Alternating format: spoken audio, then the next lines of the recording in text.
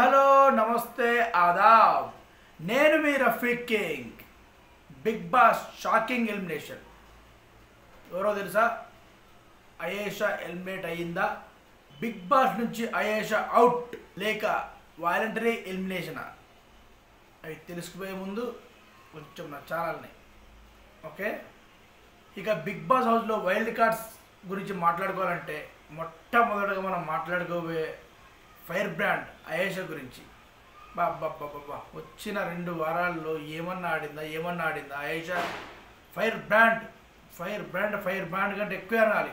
దువ్వాడ మాధురి గారు ఈ అయేషా ఎంత అంటే అంత సూపర్ ఆడుతున్నారు.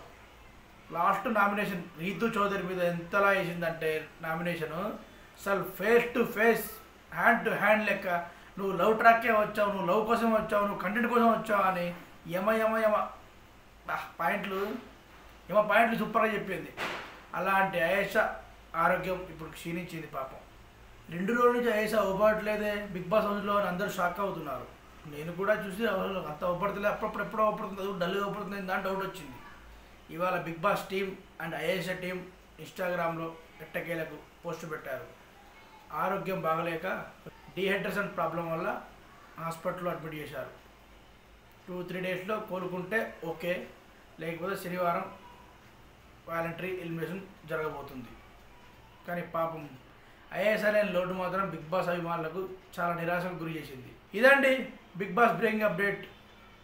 Okay, signing off. నేను మీ రఫీక్ కింగ్. బాయ్.